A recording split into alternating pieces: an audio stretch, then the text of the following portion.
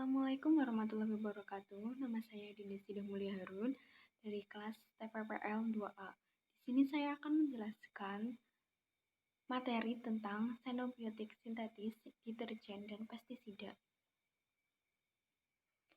Pestisida terdiri dari dua kata. Pes berarti hama, sedangkan sida berarti membunuh.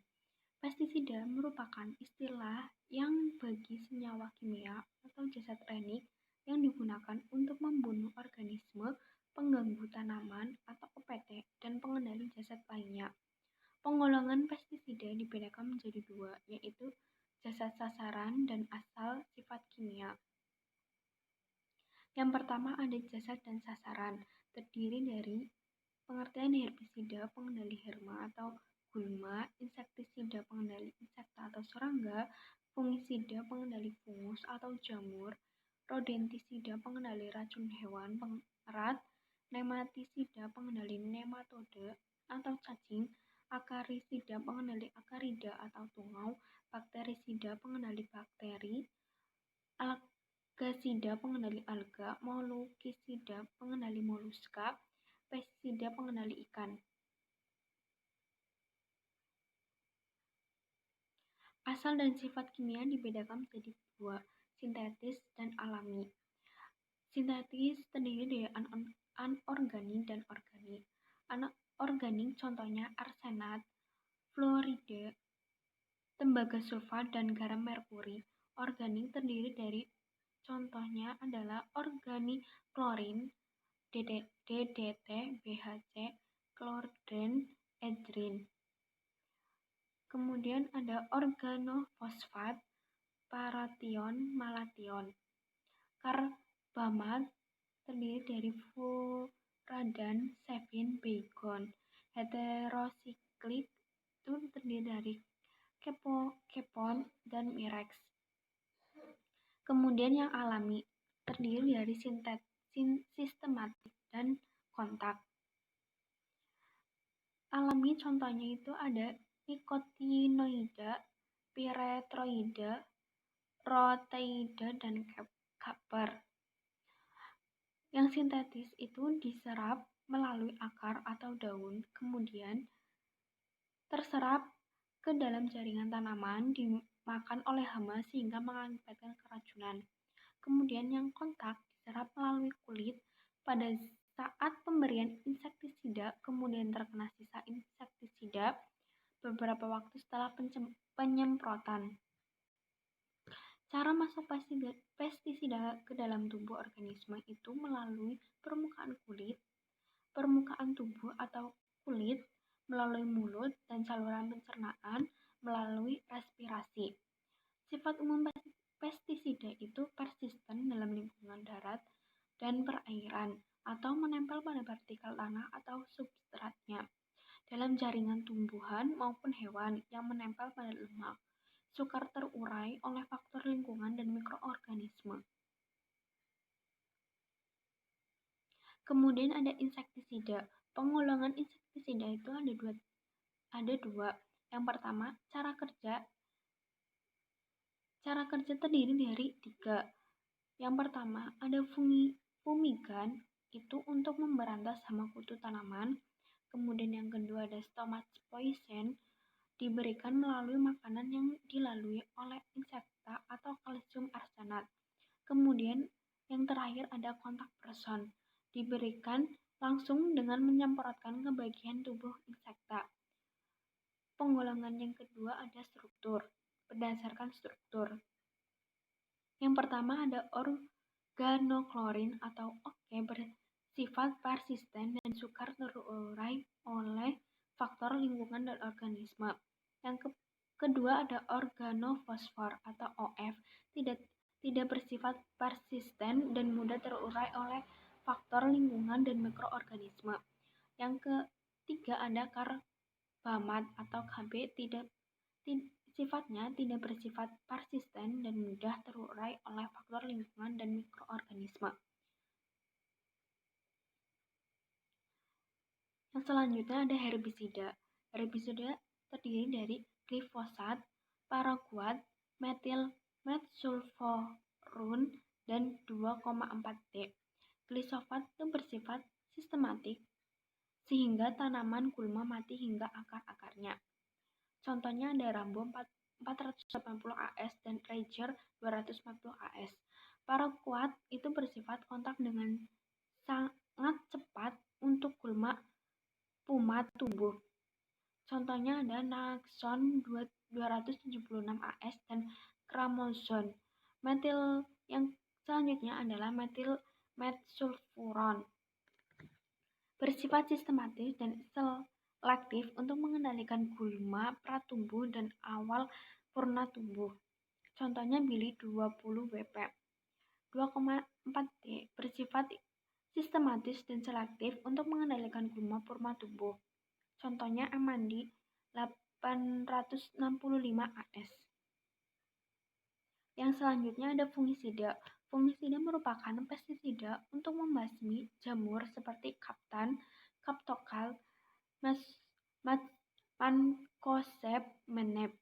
Efeknya itu keracunan akut atau efek langsung seperti sakit kepala, sakit dada, sakit otot. Yang selanjutnya ada keracunan kronis. Efeknya jangka panjang seperti hepatitis, sulit makan akibat organ pencernaan terganggu, alergi, dan kanker atau karsinogenik. Yang ketiga ada terganggunya sistem neurotoksin yang disebabkan oleh OK, OF, dan KB. Yang selanjutnya adalah keguguran kandungan atau embriotoksin, kematian bayi atau fetotoksin, dan lahir cacat atau teratogens. Amonia merupakan senyawa nitrogen yang terbentuk dalam kondisi anaerob, sumber hasil aktivitas pemumpukan persawahan, perladangan, pembusukan hasil pertanian, dan peternakan. Efek yang ditimbulkan itu ada dua, terhadap kualitas lingkungan yang bersifat toksis bagi kehidupan biota air, kemudian ada terhadap kesehatan masyarakat, menimbulkan iritasi kulit. Yang selanjutnya ada deterjen. Deterjen memiliki unsur alkil C9-C15 atau garam dari sulfat Na, R atau RSO3-, Na+, dan ROSO3- dan Ea+. Merupakan bahan pembersih karena bersifat pengemulsi atau emulgator. Struktur kimia deterjen merupakan gabungan atom hidrofobik atau suka lemak dan hidrofilik suka air. Sifat kimia deterjen sebagai zat pengemulsi. Emulsi merupakan dispersi atau suspend suatu cairan dalam cairan lain. Emulsi terdiri dari 3 bagian utama, yaitu bagian terdispensi, pendispensi, dan bagian emulsifer. Komponen deterjen terdapat 4. Terdiri dari 4 surfaktan yang berfungsi sebagai bahan pembasah yang rendah bahan pembersih yang rendah tegangan permukaan air. Kemudian ada Wheeler atau bahan pembentuk, berfungsi sebagai bahan pengelat ion-ion Ca2+ dan Mg2+ dalam air sadap. Yang ketiga ada filler atau bahan pengisi, berfungsi untuk menambah kuantitas produk. Aditivis atau bahan pelengkap, berfungsi untuk membuat produk lebih menarik seperti pemutih, pencerah, pewangi, dan pewarna. Deterjen dibagi menjadi 4 golongan. Yang pertama, deterjen anionik. Itu deterjen yang bahan muatan negatifnya dapat menurunkan tekanan permukaan zat cair. Contohnya ABS, LAS, AOS. Yang kedua ada deterjen kationik. Deterjen yang bahan muatan positifnya dapat menurunkan tegangan permukaan zat cair. Contohnya garam, amonium. Yang ketiga ada deterjen non-ionik. Deterjen yang tidak mengandung muatan positif atau negatif dan tidak mudah larut dalam air. Contohnya NPP atau nonil phenol politoksil. Yang selanjutnya ada deterjen amfoterik.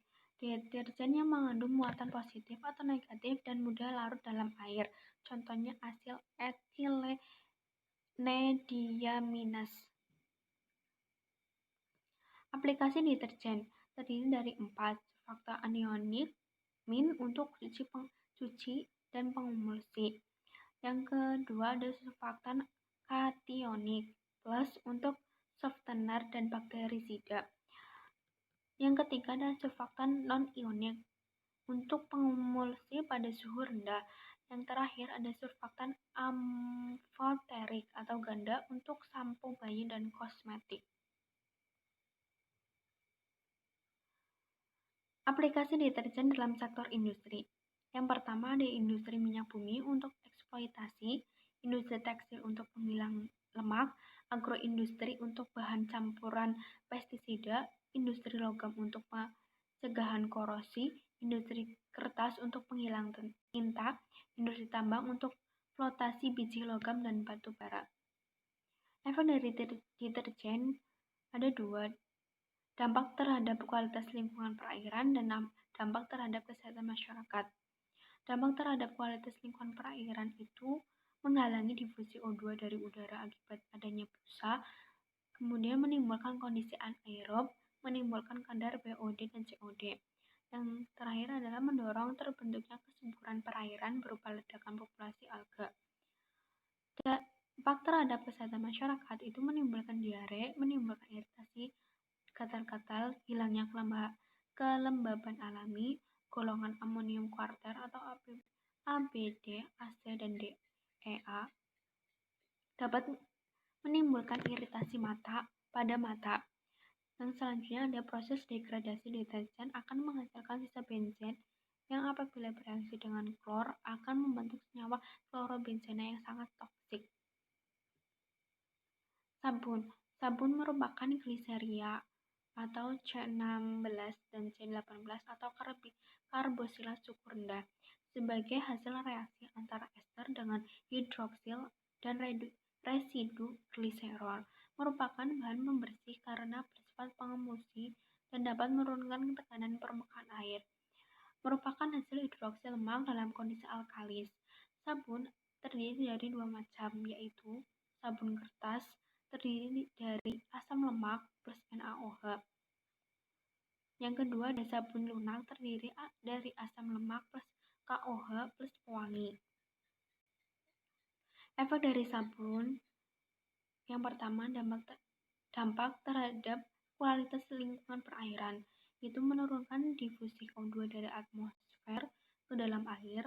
Yang kedua, meningkatkan nilai derajat keasaman atau pH air, membentuk endapan dengan ion Ca dan Mg. Kemudian dampak terhadap kesehatan masyarakat, dapat menghilangkan minyak alami wajah, bahkan dapat menyisihkan drying residu di permukaan kulit, dapat menimbulkan iritasi pada kulit, gatal-gatal pada kulit. Kemudian yang terakhir adalah hidrogen sulfida atau H2S, merupakan bentuk sulfur anorganik utama yang terdapat di perairan. Sulfat dalam keadaan anaerob akan direduksi oleh bakteri heterotrof seperti Bacterium fulgens. Efek yang